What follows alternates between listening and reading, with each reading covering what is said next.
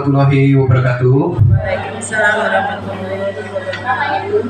Alhamdulillah, Bapak Ibu, kita bisa berkumpul dalam suasana dan tempat yang berbahagia ini. Semoga kita selalu diberikan kesehatan oleh Allah Subhanahu wa Ta'ala, sehingga kita mudah mengerjakan tugas-tugas kita sebagai seorang guru. Amin ya robbal alamin. Pada hari yang berbahagia ini, saya ingin menyampaikan apa yang saya dapat dari materi guru penggerak ini mengenai budaya positif. Sebelumnya kita ini ada sambutan dari Bapak Kesiswaan Pak Burhanuddin selaku Kesiswaan SMPN 1 Purbairang. Silakan.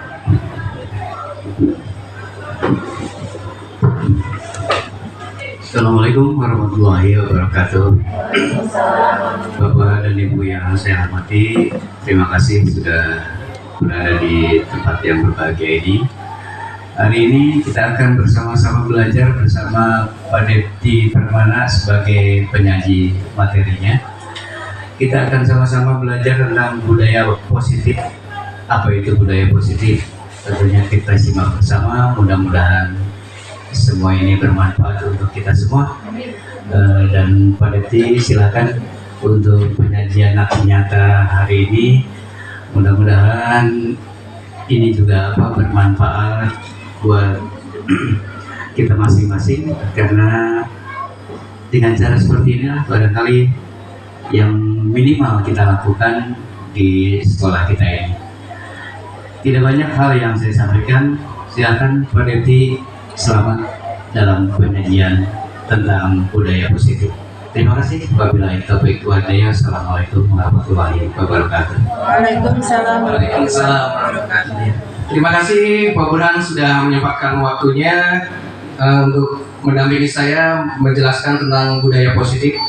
Ya, budaya positif ini mungkin Bapak Ibu sudah paham, lebih paham dari saya karena di sini sudah banyak guru-guru saya juga. Nah, namun di sini saya ingin berkolaborasi tentang apa yang saya dapatkan selama mendalami pendidikan guru penggerak ini di angkatan 10 Kabupaten Bekasi, di mana ada yang harus saya sampaikan mengenai materi budaya positif ini. Nah, budaya positif ini diambil dari 5 kebutuhan dasar manusia. Yang pertama adalah penguasaan. Nah, kasih sayang dan rasa diterima, kesenangan, kebebasan ini menjadi kebutuhan bertahan hidup manusia. Di mana penguasaan ini adalah manusia memiliki rasa sepenuhnya. Saya ini harus menjadi apa? Saya menguasai diri saya sepenuhnya. Saya adalah saya. Kasih sayang dan rasa diterima. Nah, untuk bertahan hidup manusia ini butuh kasih sayang. Kasih sayang diterima. Mungkin seorang anak di sekolah, saya di sini guru-guru sangat menyayangi saya dan saya merasa sebagai bagian dari siswa SMPN 1 Ubayuran. Itu yang dimaksud dari kasih sayang dan rasa diterima. Untuk kesenangan ini seorang murid atau diri pribadi kita pun sama memiliki rasa kesenangan akan berbagai hal. Contoh, saya sangat menyenangi musik atau saya senang dalam hal-hal yang berbagi pengalaman dengan Bapak Ibu guru. Nah, itu kesenangan. Tapi kesenangan ini juga ada hal-hal seperti diri anak ini, seperti kesenangan bermain, dan terkadang kesenangan ini dibawa pada pembelajaran yang Bapak Ibu dapatkan.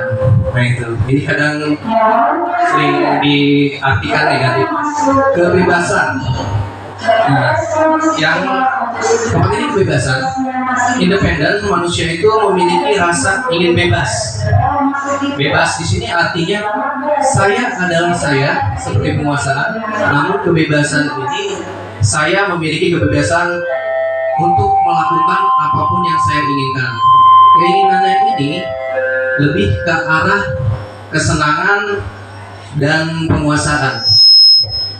Kebebasan yang dimaksud itu kita sebagai murid bebas mengajukan ide-ide, inovasi, kreasi, ya, dimana bisa menghasilkan terobosan-terobosan yang baik untuk budaya positif atau sekolah idaman bagi murid-murid kita. Nah, di sini ini menjadi 5 kebutuhan dasar dan bertahan hidup.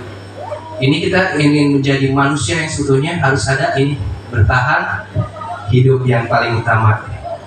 Terus selanjutnya 5 kebutuhan dasar. Nah, ini sudah tadi dijelaskan, kebutuhan bertahan hidup bersifat fisiologis, kesehatan, rumah dan makanan, ya. Terus kasih sayang dan rasa diterima. Kasih sayang dan rasa diterima melebihi kebutuhan akan hubungan dan koneksi sosial.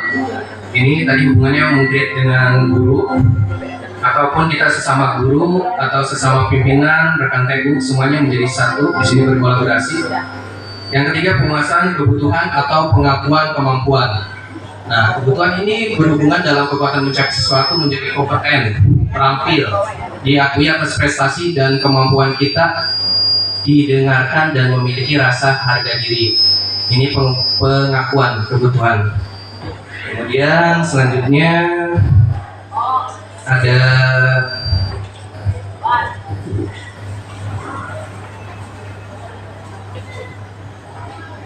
ya, kebebasan yang tadi sudah saya jelaskan sepintas. Di sini artinya pengertiannya kebutuhan untuk bebas akan kemandirian, otonomi, mengatur diri sendiri, memiliki pilihan dan mampu mengarahkan hidup seseorang. Jadi kita kebebasan anak itu, walaupun anak itu hobi main seperti dibahas, tapi anak bisa kita arahkan menjadi hobinya itu bermanfaat seperti hobi handphone, tapi bisa kita andalkan untuk inovasi-inovasi, membuat pembelajaran-pembelajaran atau hasil karya yang dia gunakan pada media-media yang ada di media sosial seperti TikTok, YouTube. Tapi kita lebih ke arah anak ini mengarahkan pilihannya sendiri, kebebasan sendiri untuk hal-hal yang positif. Dan yang terakhir, kesenangan ini untuk merasa senang. Nah, ini kesenangan ini kebutuhan mencari kesenangan, bermain dan tertawa. Leisure menghubungkan kebutuhan akan kesenangan dengan belajar. Nah, kesenangan yang mungkin anak sering kita temukan itu di sekolah, sering bermain handphone atau apa di dalam ruang kelas. Ini kita bisa manfaatkan kesenangan tersebut seperti pada pembelajaran informatika atau pelajaran IPS dan yang lainnya, di mana anak mengerjakan Google Form atau apa. Jadi handphone itu kuota orang tua tidak terbuang sia-sia, dan ini menjadi sebuah budaya positif. Nah, dari temuan-temuan kesenangan tersebut.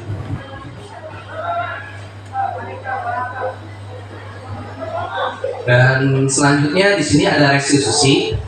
Restitusi adalah proses menciptakan kondisi bagi murid untuk memperbaiki kesalahan mereka. Nah, jadi untuk memperbaiki, mereka bisa kembali ke kelompok atau ke bagian teman-temannya, kelompok mereka dengan karakter yang lebih kuat. Artinya di sini memiliki kepribadian yang kuat dan sudah memiliki budaya positif menurut dosen 2004.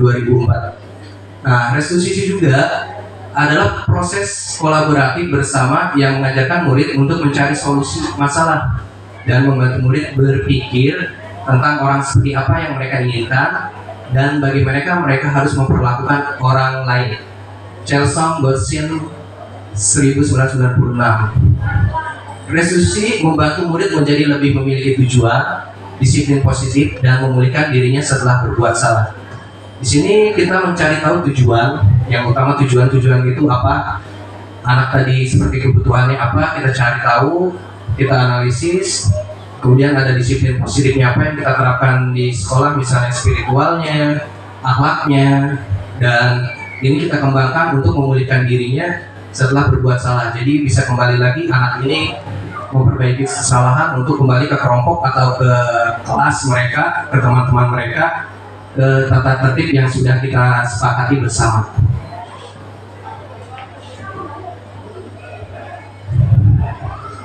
Selanjutnya materinya ciri-ciri restitusi. Restitusi itu bukan untuk menebus kesalahan. Jadi tidak menyalahkan, setiap manusia itu pasti punya kesalahan. Hanya saja manusia tidak memiliki rasa untuk introspeksi gitu. Jadi kita menganggapnya ini semua itu kesalahan itu adalah hal yang wajar dan tidak perlu dirisaukan.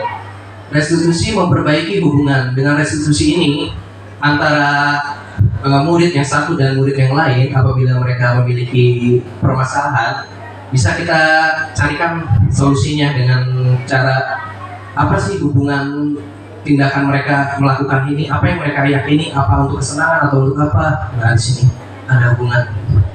Restitusi adalah tawaran, bukan paksaan. Artinya di sini restitusi tawaran apa yang diinginkan anak pada permasalahan yang dihadapi. Misalnya saya membawa ponsel, mungkin untuk senang-senang di dalam kelas atau apa, nah itu, atau untuk gaya-gayaan, foto-foto selfie. Tapi di sini kita untuk memperbaiki, bukan memaksa untuk anak membawa handphone, tapi lebih mengarahkan sehingga anak timbul kesadaran. Yang keempat, menuntut untuk melihat ke dalam diri. Nah, maksud di sini melihat ke dalam diri ini seorang siswa murid yang sudah melakukan kesalahan. Di sini kita melihatnya itu kesalahan itu wajar, tapi kita harus mengarahkan anak untuk menyadari tentang apa sih kesalahan dari mereka ini gitu. Terus restitusi adalah cara yang paling baik.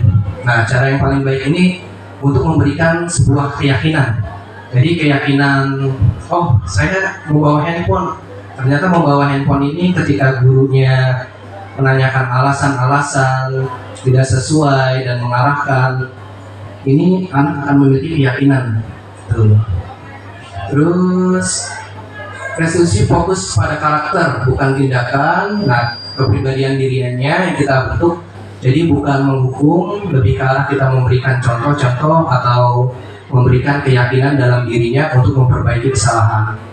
Restitusi menguatkan. Nah, menguatkan di sini artinya restitusi menguatkan tentang tata tertib, akhlak siswa, segala sesuatu yang ada pada diri siswa untuk memiliki budaya positif. Restitusi fokus pada solusi, jadi pemecahan masalah.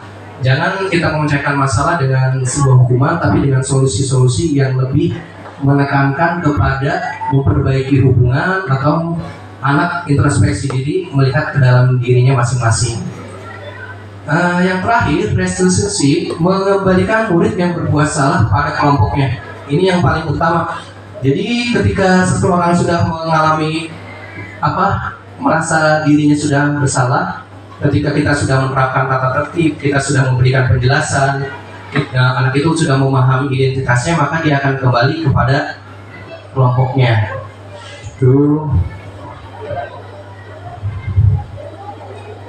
5 posisi kontrol restitusi. Menurut Jan Goosen dalam bukunya Restitution Restructuring School Discipline 1998 mengemukakan bahwa guru perlu meninjau kembali penerapan disiplin di ruang-ruang kelas mereka selama ini.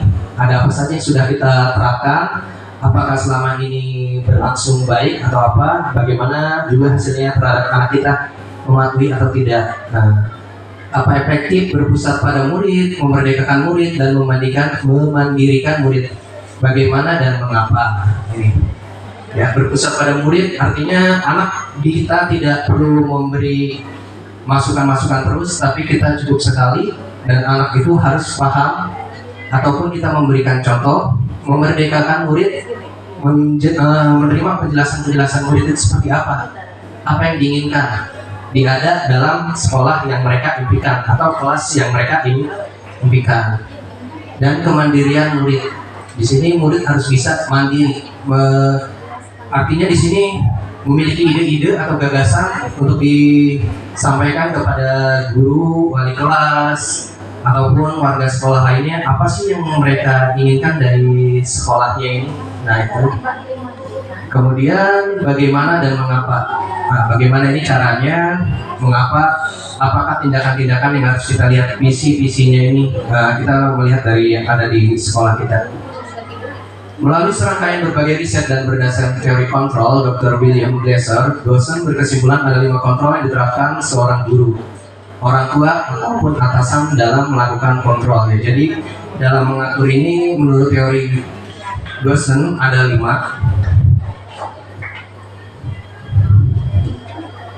Ya, satu, penghukum. Seorang penghukum bisa menggunakan hukuman fisik maupun verbal. Nah, ini yang mungkin untuk budaya positif tidak diinikan ya, tidak diperbolehkan mungkin gitu. Membuat merasa bersalah.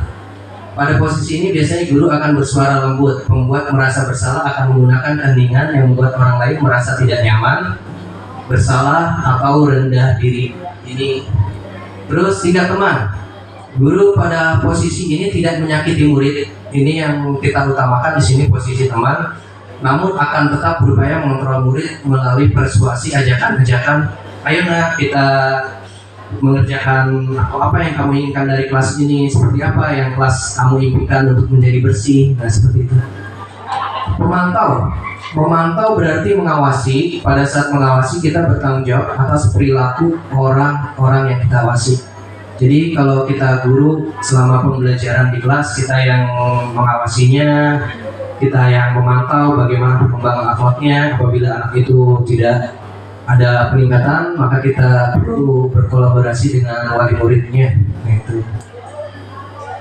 Manajer, ini yang paling utama. Manajer adalah posisi di mana guru berbuat sesuatu dengan murid, mempersilahkan murid mempertanggungjawabkan perilakunya, mendukung murid menemukan solusi atas permasalahannya sendiri. Nah, ini di mana murid memiliki keyakinan pada tahap yang terakhir ini. Nanti kita akan bahas pada segitiga restitusi.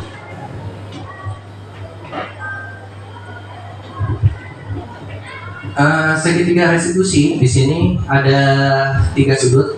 Yang pertama, menstabilkan identitas. Identitas itu saya sebagai siswa, semua manusia pasti bisa mengalami salah, dan kesalahan itu kita validasi tindakan yang salahnya apa, kita cari tahu. Kemudian sudut yang terakhir menanyakan keyakinan. Keyakinan ini sehingga anak itu sudah sadar, introspeksi diri, dan mereka bisa kembali kepada kelompok atau pada kelas atau teman-temannya, mematuhi tata tertib sehingga terjadi budaya positif di sebuah sekolah. Nah, di sini ada pengertiannya. Segitiga restitusi yang pertama, menstabilkan identitas, bertujuan untuk mengubah identitas anak dari orang yang gagal karena melakukan kesalahan menjadi orang yang sukses. Di sini dia merasa identitas ini saya gagal, tapi bagaimana kita bisa mengubahnya menjadi sukses. Berbuat salah itu di sini artinya ketika kita mengucapkan berbuat salah itu tidak apa-apa, semua orang pernah melakukan kesalahan. Jadi pendekatannya lebih ke arah pendekatan psikologis sehingga anak bisa menstabilkan identitasnya, atau kita tidak memberikan stigma-stigma negatif. Ini kamu tukang bolos, ini kamu sering telat. Ketika seorang anak sudah memiliki identitas tersebut dan dia yakini, maka anak itu akan sulit untuk berubah atau kembali kepada tata tertib yang sudah kita yakini, sepakati bersama. Yang tadi sudut kedua, memvalidasi tindakan salah. Artinya di sini tindakan pasti memiliki tujuan, yaitu memenuhi kebutuhan dasar. Kalimat yang kita gunakan, kamu pasti punya alasan melakukan hal itu, padahal kamu bisa melakukan hal yang lebih buruk dari ini. Nah, ini di sini kebutuhannya validasi. Kenapa anak melakukan salah? Apa kesalahannya? Saya terlambat. Saya lambat karena begadang. Nah, itu. Saya membawa handphone karena saya ingin selfie, foto-foto, atau saya ingin bercengkrama dengan teman-teman di kelas, atau saya ingin main game. Nah, itu. Ini adalah alasan-alasan, dan kita harus validasi tindakan itu salah. Kemudian yang terakhir, sudutnya ini menanyakan keyakinan. Pada dasarnya, maksudnya di sini, pada dasarnya kita termotivasi secara internal atau dari dalam diri sendiri. Apa kita membuat kalimatnya, apa yang nilai atau kita sepakati? Nah, itu yang kita tanyakan kepada murid. Kamu mau jadi orang seperti apa? Ini untuk menjadikan keyakinan si anak. Ketika murid itu atau saya diri sendiri salah, apa yang saya salah? Oh, saya membawa handphone. Membawa handphone ini apa alasannya? Kembali lagi sini, alasannya untuk senang-senang bermain game di dalam kelas. Nah, ketika anak itu sudah kita arahkan kepada tata tertib, aturan-aturan, ataupun kita tunjukkan bukti orang tua yang kemarin sudah ditandatangani, maka anak ini akan memiliki keyakinan. Kita pun mengarahkannya bahwa hal itu salah, dan insya Allah kedepannya ketika kesalahan-kesalahan ini sering dilakukan, lambat laun juga akan menjadi pemahaman anak bahwa ini adalah pengalaman yang tidak baik, tidak benar, dan saya harus berubah, memiliki keyakinan untuk menjadi siswa yang terbaik dan memiliki budaya-budaya positif serta menerapkan tata tertib di sekolah dengan sebaik mungkin. Pertanyaan pemantik keyakinan kelas, mengapa ya keyakinan kelas? Mengapa tidak peraturan kelas saja? Nah, jadi di sini kita maksud dari sini keyakinan kelas, tidak peraturan kelas. Karena kita memberikan keyakinan itu pendekatannya persuasif, psikologis juga aspek yang kita inikan. Ketika dia melihat hanya peraturan-peraturan saja, tertulis saja, tapi tidak ada contoh-contoh yang baik atau keyakinan dalam diri, maka di sini peraturan itu dianggap tidak lebih optimal gitu. Dan kita harus menerapkan keyakinan kelas itu. Dan kedua, pertanyaan pemantiknya, mengapa adanya keyakinan kelas penting untuk terbentuknya sebuah budaya positif? Jadi keyakinan kelas dari setiap anak mengajar satu anak yang membawa handphone, satu anak terlambat, ketika dia menjadi contoh bagi teman-temannya dan dia sudah introspeksi, kemudian anak-anak ini pun yang teman-temannya di kelas sudah tahu, oh ini kesalahannya seperti ini, akhirnya dia sudah berubah gitu. Dan ini membuat sebuah keyakinan di kelas atau dalam diri anak tersebut untuk menjadi sebuah budaya positif baru, di mana keyakinan ini lebih tinggi dari peraturan kelas. Yang ketiga, bagaimana mewujudkan sebuah keyakinan kelas yang efektif? Untuk mewujudkan sebuah keyakinan kelas yang efektif ini, yang pertama perlu kolaborasi dari warga sekolah, dari guru, wali kelas, atasan, kepala sekolah, atau pihak TU, dan yang terakhir kita harus utama itu dengan wali murid. Apabila kita sudah di kelas sudah kita berikan keyakinan, namun anak ini masih tetap pada ini masih tetap ada permasalahannya, kesalahannya, tidak ada perubahan, dan yang utama adalah wali murid. Untuk menumbuhkan budaya positif ini tidak serta-merta hanya peran guru saja, tapi kita juga harus berkolaborasi atau dengan komite. Untuk menciptakan lingkungan budaya positif ini tentu tidak hanya pihak sekolah saja, pihak dari luar itu harus terlibat. Yang ketiga, bagaimana mewujudkan sebuah keyakinan kelas yang efektif. Supaya efektif atau kita tahu keberhasilannya di sini, ini kita harus sering-sering menjadi contoh.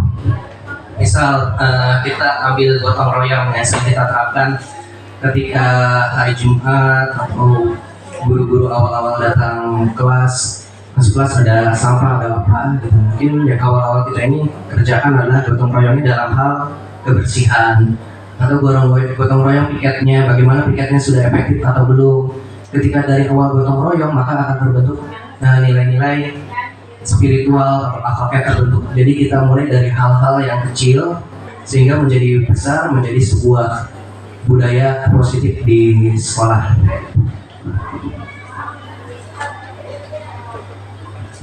Nah, yaitu mengapa keyakinan kelas? Mengapa keyakinan kelas?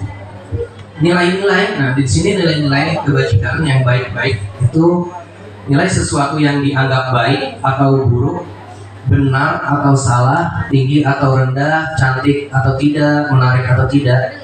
Ini setiap orang memiliki nilai, dan nilai-nilai ini yang kita harus terapkan menjadi nilai-nilai positif atau nilai-nilai kebaikan, kebajikan. Bahwa menekankan pada keyakinan seorang akan lebih memotivasi seseorang dari dalam. Seorang akan lebih tergerak dan bersemangat untuk menjalankan keyakinannya daripada hanya sekedar mengikuti serangkaian peraturan tertulis. Jadi sini memiliki nilai sekolah kita bentuk, visi-visinya sudah ada di sini, terbentuknya peserta didik yang berprestasi, berkarakter, dan berwawasan lingkungan itu sudah bagus. Nah, tinggal bagaimana kita memotivasi anak-anak kita, bagaimana bisa memiliki akhlak, pengetahuan. Mungkin kalau prestasi kita guru-guru sudah menjalankannya dengan optimal, karakternya juga sudah sama, lingkungan sudah sama. Tinggal nanti kita kembali lagi ke keyakinan murid-murid kita. Dan ini semoga menjadi ladang ibadah kita juga sebagai seorang guru. Amin ya robbal alamin. Murid-murid pun demikian, mereka perlu mendengarkan dan memahami arti. Sesungguhnya peraturan-peraturan ini diberikan apa nilai-nilai kebajikan di balik peraturan tersebut. Anak harus paham dulu apa sih nilainya. Kenapa saya dilarang membawa handphone? Karena bisa mengganggu pelajaran, karena bisa mengurangi kemampuan atau tingkat prestasi saya. Nah, ini tidak sesuai dengan akhlaknya dan bisa merubah karakter siswa tersebut. Tujuannya atau takut sehingga hanya sekedar mengikuti serangkaian peraturan-peraturan yang mengatur mereka tanpa memahami tujuan mulianya. Jadi terkadang ada anak-anak yang takut terhadap peraturan tapi tidak tahu ini peraturan ini hanya dia baca tapi tidak dia yakini, dan ini yang menjadi kita menerapkan tentang segitiga restitusi.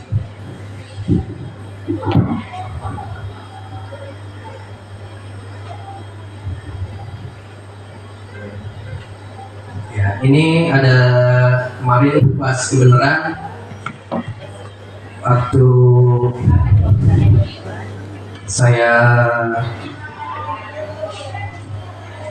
mengawas, ada anak di sini, intinya anak ini membawa handphone, namun kejadiannya sudah diurus BP. Saya pas kebenaran melintas, jadi pas ketika saya membuat aksi nyata tentang demonstrasi kontekstual, kebetulan ada anak dan saya tanyakan kenapa kamu melakukan membawa handphone. Di alasannya saya ingin senang-senang karena teman-teman saya pun bawa. Berarti anak ini awalnya tidak memiliki keyakinan tentang sebuah tata tertib. Jadi kita arahkan kembali, kita jangan menyalahkan anak ini karena pada dasarnya bukan manusia itu tadi ada kesenangan. Ini kesenangannya salah dibawa ke dalam ruang kelas, ingin senang-senang bersama teman-teman. Itu dan di sini ada misi-misi sekolah kita yang harus kita ini untuk menjadikan sebuah patokan kita agar akhlak, prestasi dan wawasan lingkungan kita juga tercapai.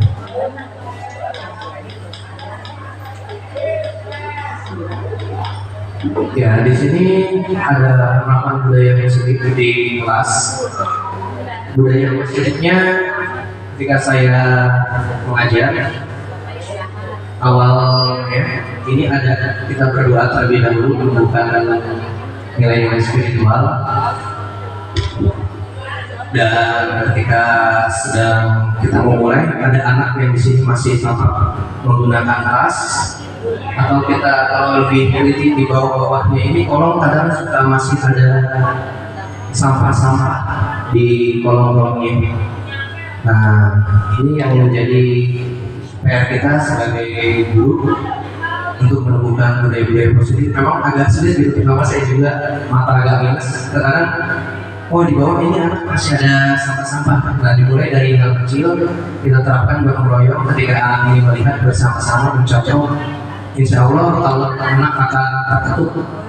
Bila kita terus-teruskan memberikan sebuah keyakinan agar timbul budaya positif di kelas dan menjadi sekolah idaman sekolah kita ini.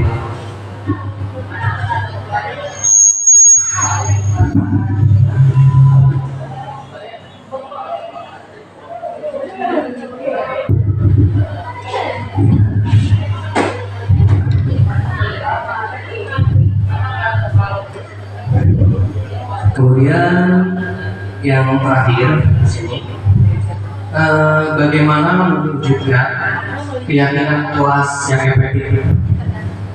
Nah, untuk membentukkan keyakinan sekolah atau kelas, keyakinan kelas ini bersifat lebih abstrak. Jangankan di kelas, di masyarakat pun itu kebenaran itu bersifat abstrak, seperti sebuah nilai mana yang baik, mana yang buruk, benar atau salah. Dan ini adalah maksudnya di situ abstrak kedua-duanya. Daripada peraturan, kadang kita menganggap aturan ini cocok atau tidak, atau anak ini takut atau tidak terhadap peraturan, tapi lebih ke arah keyakinan. yang lebih rinci dan konkret. Konkret itu artinya nyata, anak ini paham melalui para contoh-contoh kita sebagai seorang guru atau lingkungan yang sudah menerapkan budaya positif yang kita bersihkan bersama-sama. Insya Allah nanti sekolah kita depannya akan menjadi sekolah yang semakin maju, amin, dan bisa menjadi sekolah contoh atau bahkan nanti bisa menjadi sekolah yang memiliki taraf internasional seperti itu. Amin. Keyakinan kelas berupa pernyataan universal. Universal ini kita secara umum seperti bagaimana kita memahami tentang sebuah keyakinan atau kita berkebinekaan global, menerapkan empati, bagaimana kita tidak membedakan suku, agama, ras, dan menjadi satu di sini. Ini pernyataan universal yang membuat kita berkebinekaan global maksudnya itu. Terus pernyataan keyakinan kelas senantiasa dibuat dalam bentuk positif. Keyakinan kelas ini misal anak si A dia telat, si B dia membawa handphone, si C dia membawa sampah sembarangan, si dia ngobrol. Ketika kita temukan itu alasannya biasanya hanya karena kesenangan saja, tapi kita perbaiki dan berikan keyakinan sehingga itu menjadi sebuah bentuk positif. Dan selanjutnya keyakinan kelas hendaknya tidak terlalu banyak sehingga mudah diingat, dipahami oleh semua warga kelas. Nah, di sini maksudnya keyakinan kelas ini jangan terlalu banyak, kita satu persatu saja yang kita bisa. Misalnya empati terlebih dahulu atau sikap gotong royong terlebih dahulu.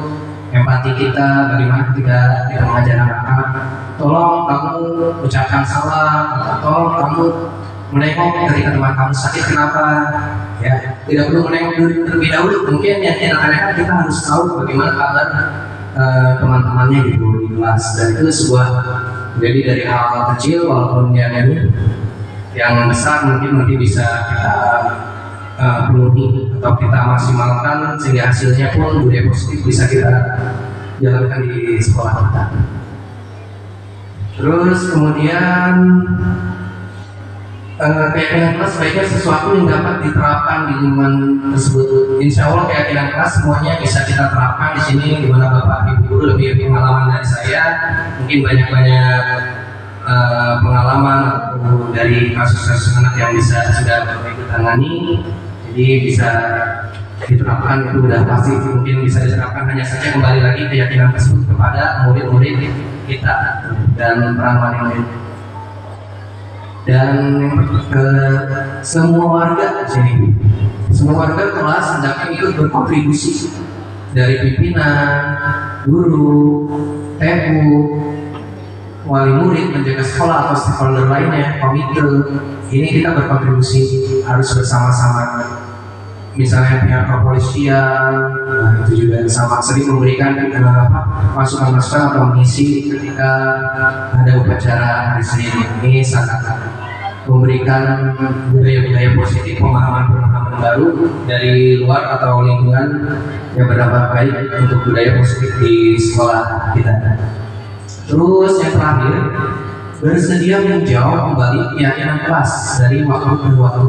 Artinya ini kita berefleksi karena seiring perkembangan zaman, menurut teori atau pemahaman Ki Hajar Dewantara, manusia ini, anak ini terdiri dari dua kodrat alam dan kodrat zamannya. Kodrat alam mungkin apa yang dia miliki atau kemampuan apa yang dia bisa. Seorang anak memiliki kemampuan, misalnya dia pandai matematika atau dia tidak bisa olahraga, tapi ketika dia olahraga bisa tapi tidak bisa matematika. Ini kita harus mencari tahu apa yang dia bisa. Nah, ini menjadi sebuah kodrat zamannya. Mungkin dia bisa matematika, bisa algoritma, dia bisa mungkin bisa membuat sebuah aplikasi, atau dia menjadi akuntan di bawah sebuah bank. Dan sini keyakinan kelas dari waktu ke waktu, karena zaman itu cenderung berubah dan guru serta murid juga tetap harus mengikuti, karena mau nggak mau zaman akan terus merubah kita semua dan kita harus bisa menerapkan budaya-budaya kearifan kita menjadi budaya positif. Ya, terima kasih Bapak Ibu atas ini diberikan kesempatannya saya sini bergerak dan menggerakkan. Artinya tergerak ini kita mulai dari diri kita sendiri, bergerak kita berkolaborasi dengan sesama rekan guru dan warga sekolah, menggerakkan akhirnya kita bisa menggerakkan menjadi budaya positif yang ada di sekolah kita, menjadi sekolah yang didambakan atau menjadi sekolah contoh bagi warga-warga atau sekolah-sekolah lainnya. Dan ini menjadi sebuah nilai-nilai yang baru, nilai-nilai yang bagus untuk kita kembangkan. Mudah-mudahan kedepannya sekolah kita selalu menjadi sekolah yang terbaik. Sejak saya masih SMP di sini pun kelas 1 ini sekolah ini banyak sekali pilihan gitu. Bahkan teman-teman dari Rubia sampai kecamatan lain Bunggaring itu minat ke sini. Bahkan sampai sekarang pun ketika saya tanya-tanyakan teman-teman saya yang anaknya sudah mungkin ada yang SMP, tetap pilihannya di sini hanya saja untuk donasi untuk daerah lokal atau kecamatan-kecamatan yang lain. Semoga kita bisa menggerakkan semuanya secara kolaboratif bersama-sama. Demikianlah apa saja yang mengenai budaya positif. Mohon maaf, mungkin Bapak Ibu sudah lebih berpengalaman dari saya, dan ini saya hanya sekedar berbagi ilmu dan berkolaborasi untuk mewujudkan sebuah sekolah di mana ilmu yang saya dapatkan ingin saya juga sampaikan kepada Bapak Ibu semuanya. Wassalamualaikum warahmatullahi wabarakatuh. Untuk sesi terakhir ada pertanyaan, silakan yang mau bertanya. Bu Rini. Terima kasih atas waktunya. Assalamualaikum warahmatullahi wabarakatuh. Tadi Pak Deti sudah menjelaskan tentang menciptakan budaya atau disiplin positif. Tapi terkadang kita merasa sulit ya Pak. Kenapa? Karena tadi seperti yang sudah dijelaskan, yaitu adanya kebebasan, bahwa anak-anak itu ingin bebas, di mana terkadang kebebasan itu melanggar hak temannya atau hak melanggar juga tata tertib sekolah gitu. Nah, yang ingin saya tanyakan, bagaimana membuat keyakinan pada murid yang melanggar tata tertib sekolah ini untuk menciptakan disiplin positif tersebut? Terima kasih. Begitu pertanyaan saya. Assalamualaikum warahmatullahi wabarakatuh. Waalaikumsalam warahmatullahi wabarakatuh. Ya, terima kasih Bu Rin. Pertanyaan yang sangat luar biasa ya. Bagaimana menciptakan keyakinan atau ini budaya positif ini? Di sini ada teori yang harus diterapkan tadi mengenai segitiga restitusi, di mana di akhirnya ini kita akan memberikan sebuah pemahaman keyakinan. Tapi apabila kita sudah menerapkan ini dan tidak berhasil juga, karena sebuah nilai itu amat sangat sulit ya, bukan dari guru juga, tapi dari pemaparan dari para tua. Di sini yang pertama kita sudah berusaha di bagian-bagian ini. Pertama menstabilkan identitas, tindakannya dia dalam negeri, memvalidasi tindakan yang salah, mengajarkan keyakinan, dan keyakinan tersebut kita sudah upayakan. Adapun kalau nanti anak ini masih tetap tidak pada peraturan, insya Allah dia seiring dengan terusnya keyakinan yang kita sering tanamkan, nilai yang dia pahami akan berubah menjadi nilai positif dan menjadi budaya positif bersama teman-temannya. Seperti itu. Bagaimana Bu? Ada ini? Ya, terima kasih. Ada lagi yang bertanya? Oh iya, Ibu Ella, silakan.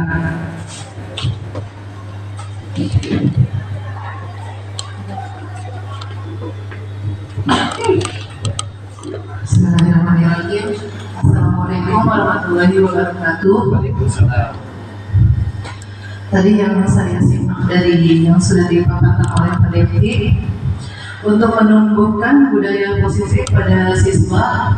Nah, yang ingin saya tanyakan, tadi telah dipaparkan peraturan itu beda dengan keyakinan yang karena peraturan itu dianggap kurang optimal, karena peraturan ini hanya kadang susah dipahami untuk siswa. Beda dengan keyakinan. Kalau keyakinan ini bisa dilaksanakan dengan pendekatan persuasif, kemudian keyakinan ini dianggap lebih tinggi daripada peraturan kelas. Nah, pertanyaannya, apakah ada perbedaan antara peraturan dengan keyakinan kelas? Apakah keyakinan ini berangkat dari peraturan kelas, dan bagaimana cara menerapkannya kepada siswa supaya keyakinan kelas ini mudah dipahami oleh siswa? Terima kasih. Assalamualaikum warahmatullahi wabarakatuh. Waalaikumsalam warahmatullahi wabarakatuh. Ya, terima kasih Bella atas pertanyaan yang bagus ya, bisa kita terapkan juga. Dan di sini kedudukannya memang betul kita seperti istilah guru, digugu dan ditiru.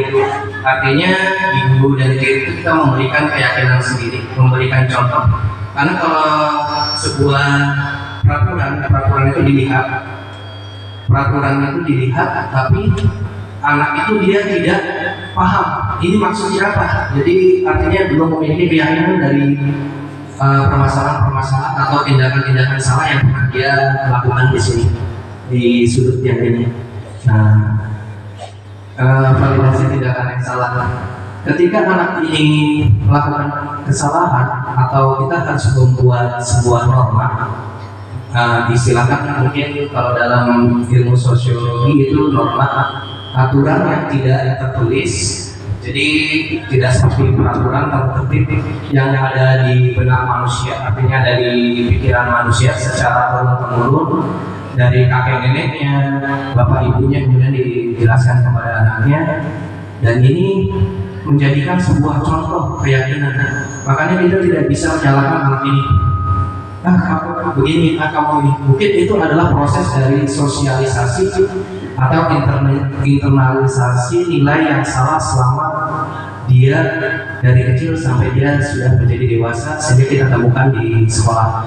Dan fungsi guru ini yang tadi kita ini digugu dan ditiru, kita memberikan contoh-contoh dan menjadi misal kita yang simpel aja melihat sampah kita buang, atau kita tidak telat karena anak telat gitu. Kadang anak melihat itu membuat sebuah nilai itu antara baik buruk ini itu tergantung dari tindakan guru. Mungkin seperti itu bilang. Ada yang mau diinginkan? Tambahkan? Ada pertanyaan lagi?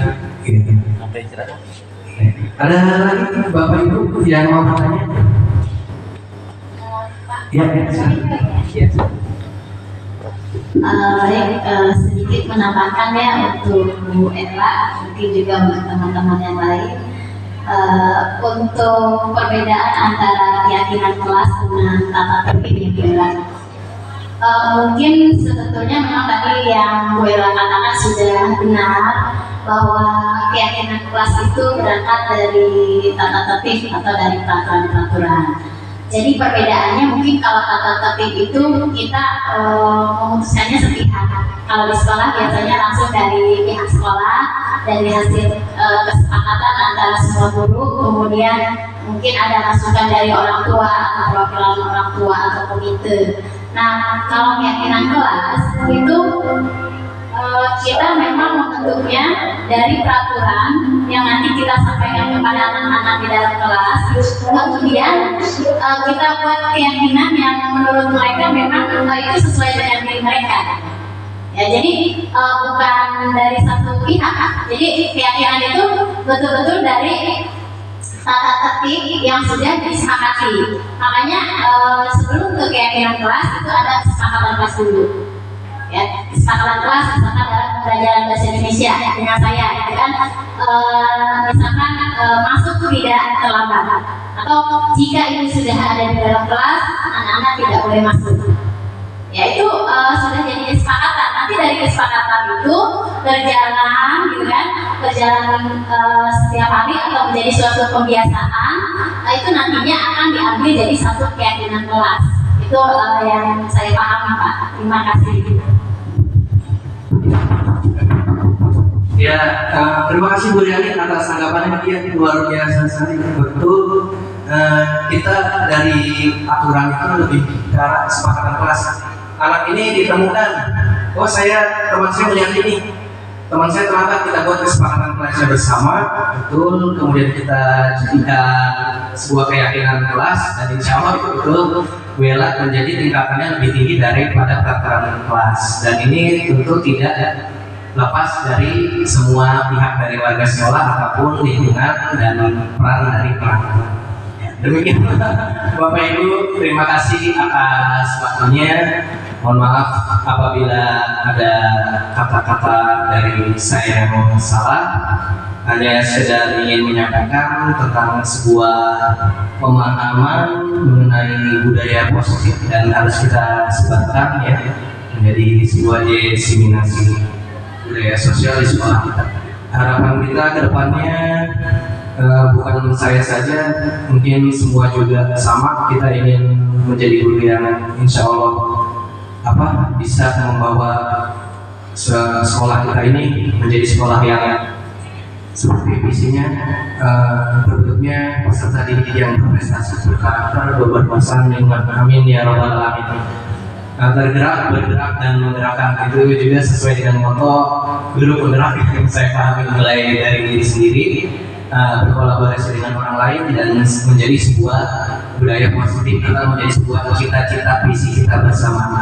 Demikian, terima kasih Bapak Ibu. Wassalamualaikum warahmatullahi wabarakatuh.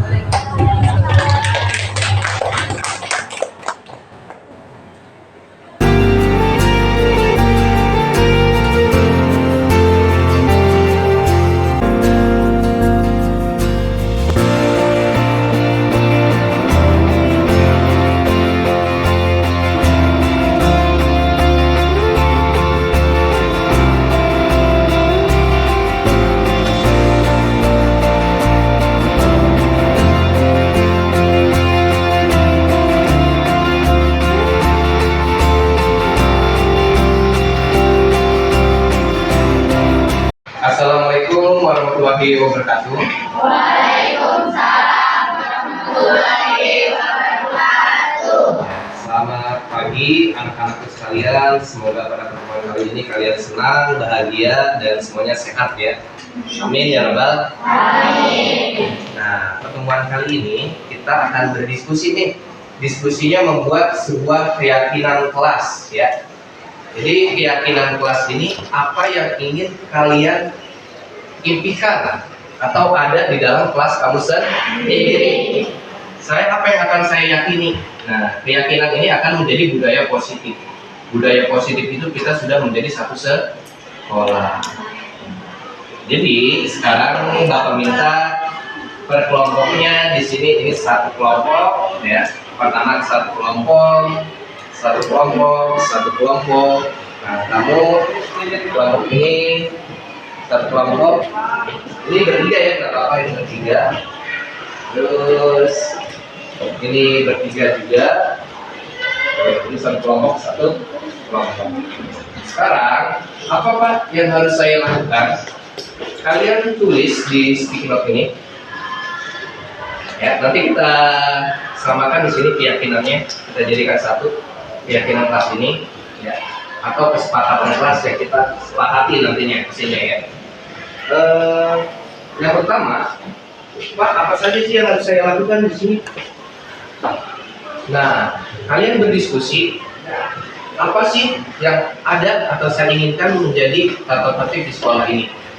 Tuh ya, misalnya saya ingin di kelas ini tidak ada yang membawa handphone, tidak tidur di dalam kelas, tidak berisik ketika belajar, atau apapun di diri kamu. Ada yang punya ide lain? Tidak menghina atau membuli teman.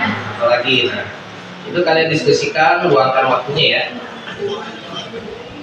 Satu kelompok saya bagikan, ini saya diskusikan ya.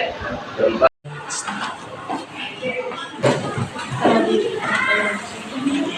Ini belakang.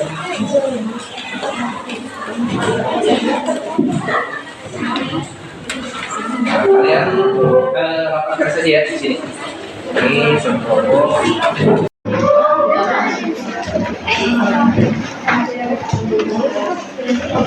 Ya, bagus. Tidak. Silakan ini ya. Pas saja.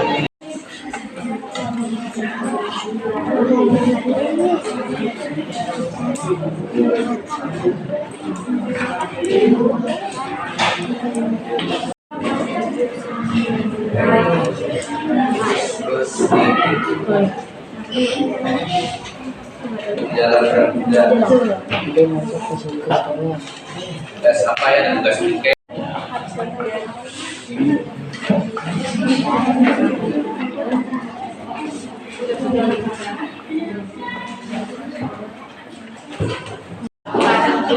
Ya, oke, Bapak lihat dulu ya. Tidak boleh berpacaran di dalam kelas, tidak merusak fasilitas sekolah, tidak boleh membuang sampah di kolong meja, tidak menghina sesama teman, tidak boleh makan di kelas ketika jam pelajaran, tidak boleh berisik ketika guru sedang menjelaskan. Berarti ini pernah ada kejadian di dalam kelas ya? Pernah. Nah, iya, masih bagus deh kalau gitu. Diskusinya coba yang melihat ya kelompok ini. Nah, tidak bercanda yang berlebihan, ya, tidak berisik saat guru menjelaskan, tidak makan di saat jam pelajaran, berarti yang makan nih, ya, tidak mengolok-olok nama orang tua. Nah, kalian sudah dewasa nih, banyak temuan ya. Ketika kita sudah dewasa, pasti kita tahu namanya. Ini bapaknya ini, nanti kalau kita mau main ke rumah kita tahu, oh si A, anaknya Saatnya jam 2 jadi ini adalah hal yang biasa. Jadi nggak boleh nih, benar bagus ini tidak boleh. Ya, baiklah, sudah selesai semua kan ya? Nah, sekarang ide-ide kalian silakan kedua kelompok atau perwakilan kelompoknya maju ke depan, kita tempelkan menjadi keyakinan kelas. Dari kelompok satu dulu silakan sini, tempelkan di sini ya. Ya. Oke, kelompok satu. Kelompok dua silakan Neng, maju perwakilannya.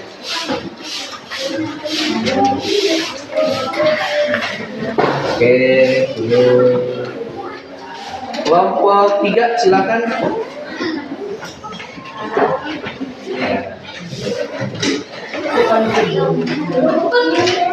Kelompok 4 silakan.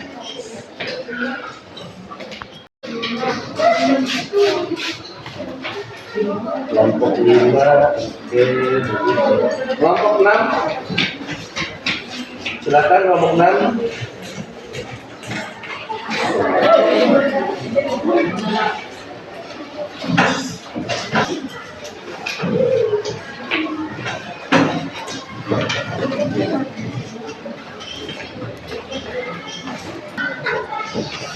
Kelompok 8 terus. Oke, ya bagus sekali ya. Ini adalah alhamdulillah ya, semuanya kalian sudah bisa membuat keyakinan kelas. Dimana ini keyakinan kelasnya dimulai dari tidak membawa alat make up, luar biasa ya. Tidak makan di dalam kelas, sampai yang terakhir kita bisa lihat tidak boleh main bola di dalam kelas. Nah, ini ada yang bisa main bola di dalam kelas ya. Ini nggak boleh, takut katanya pecah ya. Nah, jangan membuang sampah atau di kolong atau di bawah meja. Berarti ini adalah pengalaman kita semua, tapi dalam hal negatif. Ya, setiap orang pernah melakukan kesalahan, tapi alangkah baiknya kesalahan itu kita perbaiki menjadi sebuah keyakinan kelas. Nah, ini nanti kita sepakati ya. Oke, demikianlah ya. Kita lanjut ke refleksi.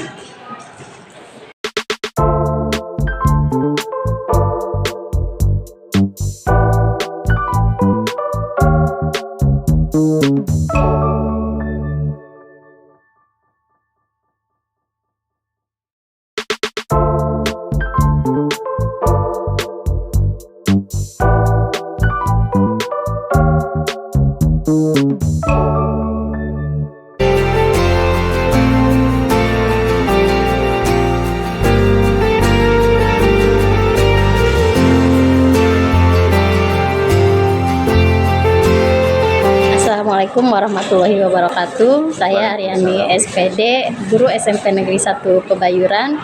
Pada kesempatan ini akan memberikan tanggapan berkaitan dengan kegiatan Pak Depti Pramana SPD yang pada saat ini sedang mengikuti kegiatan pendidikan guru penggerak angkatan 10. Pada kegiatan ini Pak Depti sudah menerapkan budaya positif berkaitan dengan keyakinan kelas dan sudah menerapkannya di kelas.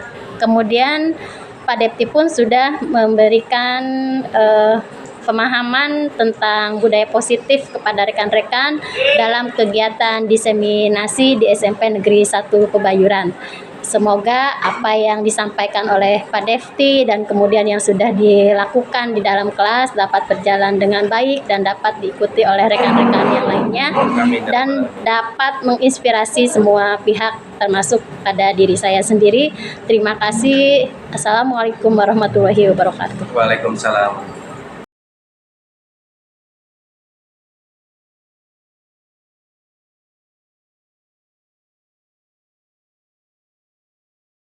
Selamat pagi semua, saya Khalid dari kelas 11. Terima kasih Pak Depti telah membantu kami membuat yang Pak bersama teman-teman. Dan selanjutnya akan kami jadikan pedoman budaya positif. Terima kasih. Ya,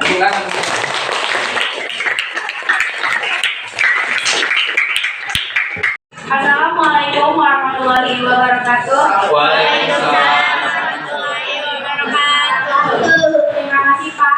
Terima kasih Pak Depti telah kami membuat keyakinan kelas dan ini akan kami jadikan pedoman yang positif bagi kelas kami. Terima kasih Pak Depti. Ya, sama-sama.